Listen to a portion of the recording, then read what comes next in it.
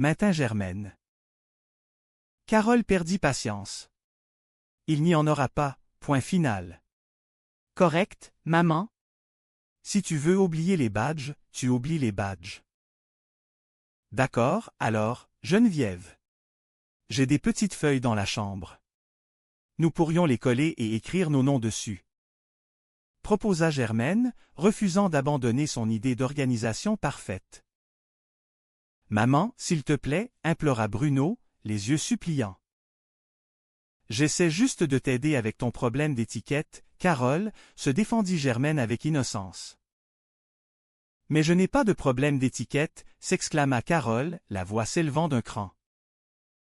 Eh bien apparemment que oui, parce que tu as oublié les maudites étiquettes de la thérapie, répliqua Germaine, le ton montant également.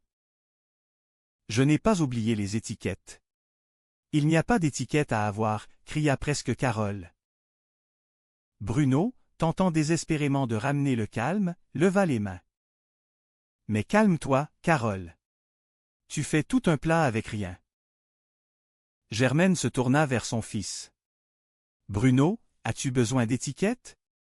Que veux-tu faire? Geneviève, as-tu besoin d'une étiquette? Geneviève, prise au milieu de cette tempête familiale, explosa soudainement, la pression de la journée la rattrapant. Je n'ai pas besoin d'étiquette. Au diable les étiquettes! Le silence retomba brutalement sur le salon. Germaine cligna des yeux, impressionnée par la sortie inattendue de la jeune femme discrète. D'accord, alors, Geneviève, d'après toi, quelle est la cause du problème? Demanda Germaine, tentant de reprendre le contrôle de la session. Carole ne put s'empêcher d'intervenir. Maman, c'est cela, ta façon de ne pas intervenir? Non, non, c'est cela. Je suis juste là pour guider, affirma Germaine. Non, non, je veux juste dire que comme nous sommes chez Bruno, c'est Bruno qui devrait commencer à parler.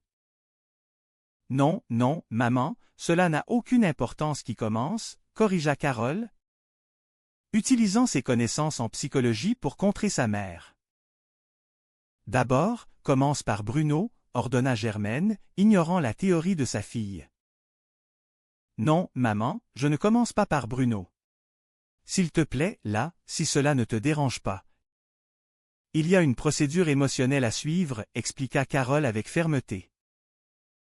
Germaine croisa les bras, un sourire ironique sur les lèvres. Ah ouais? Comment cela se fait-il, d'abord? Que ce ne soit pas important qui commence? Quoi? Eh bien non. Tu ne peux pas employer le mot procédure et dire que ce n'est pas important dans la même phrase. Carole? Imagine-toi, c'est comme cela qu'il faut faire atterrir les avions, là. Le pilote. Il arrive sur la piste, il dit « Capitaine, capitaine, voyons, capitaine, voyons, capitaine ». Je ne sais pas quel est son nom parce qu'il n'y a pas d'étiquette. Les roues, là. Sont-elles sorties? Eh bien, ce n'est pas importante, la procédure. Ah? Un désastre.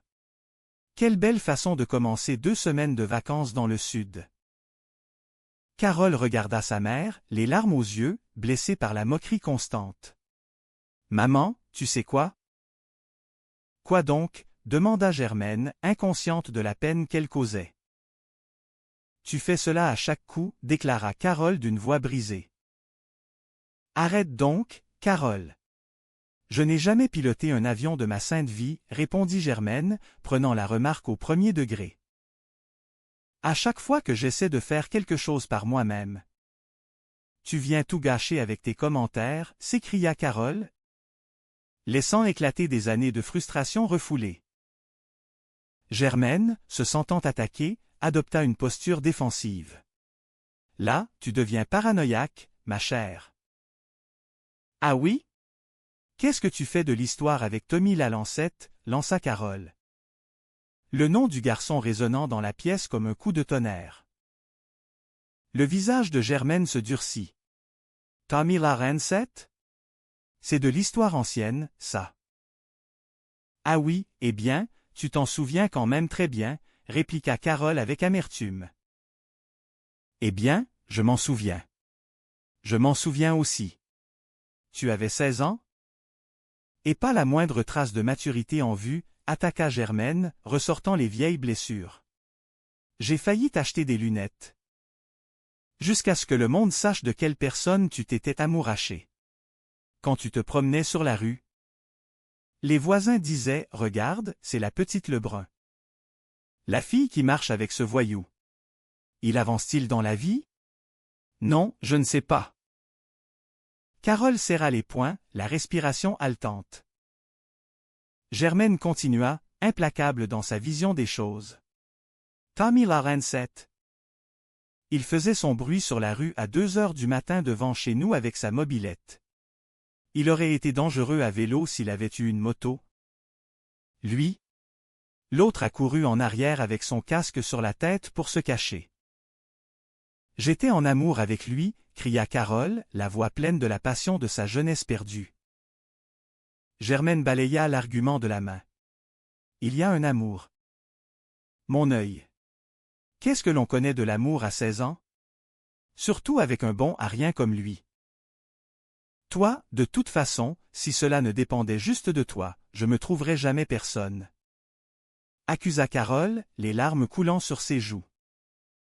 Eh bien, cela aiderait si tu arrêtais d'électrocuter tes prétendants avec ton appareil de défense, riposta Germaine avec sarcasme. Incapable de s'empêcher de faire de l'humour même dans les moments les plus tendus. Tu ne m'as jamais soutenu, murmura Carole, dévastée.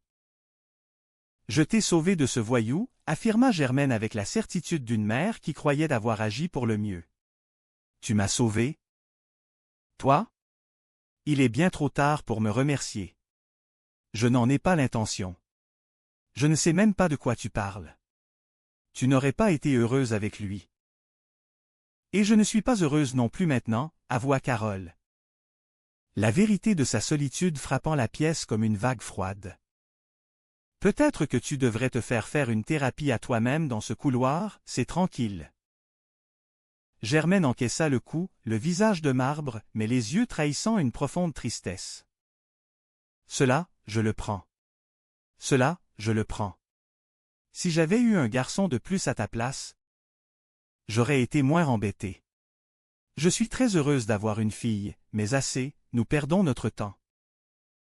Elle se leva brusquement. C'est vrai. Cela? Ce n'est pas juste Tommy la lancette. Il n'y a jamais un garçon qui va faire ton affaire. À cause de tes exigences impossibles. C'est terminé. Je m'en vais dans ma chambre. Carole, incapable de supporter la fuite de sa mère, fit un pas vers elle, la main tendue dans un geste de frustration. Sa main effleura l'épaule de Germaine. Germaine poussa un cri théâtral, reculant d'un pas. Dans ta chambre? Comment peux-tu faire cela? Comment peux-tu frapper ta propre mère? Je t'ai juste effleuré, protesta Carole, horrifiée par l'exagération de sa mère. Non, tu m'as frappé violemment, s'exclama Germaine, tenant son bras comme s'il était brisé. Le bras est mort. Je ne le sens plus. Oh, mon Dieu! Carole, Carole. Non, non, non. Non, non. Non? Je file mal, je suis dans un état second. Cela ne va pas, franchement. Carole, partagée entre la colère et l'incrédulité, secoua la tête. Maman, c'est ridicule. Elle regarda Bruno et Geneviève, silencieux et mal à l'aise sur le canapé. Tu es encore là, toi, dans ton drame? Elle tourna les talons et se dirigea vers l'escalier. Carole, attends un peu, appela Germaine, réalisant soudain que la dispute était allée trop loin. Attends un peu, il faut que l'on reprenne la discussion. Carole, laisse-moi t'expliquer. Carole, laisse-moi t'expliquer. Ne m'oublie pas. Mais Carole montait déjà les marches 4 à 4, fuyant la toxicité de la confrontation. Germaine se tourna vers Bruno et Geneviève, cherchant du soutien dans son propre théâtre. Elle est montée en haut. Vous l'avez vue, là? Vous l'avez vue? Hein? Elle m'a sauté dessus. Elle m'a agressé. Tout cela parce qu'elle a oublié ses maudites étiquettes d'identification. Je vais vous dire une affaire. Si le Seigneur m'appelle un jour et me demande de sacrifier un de mes enfants pour la paix du monde, eh bien, bonsoir.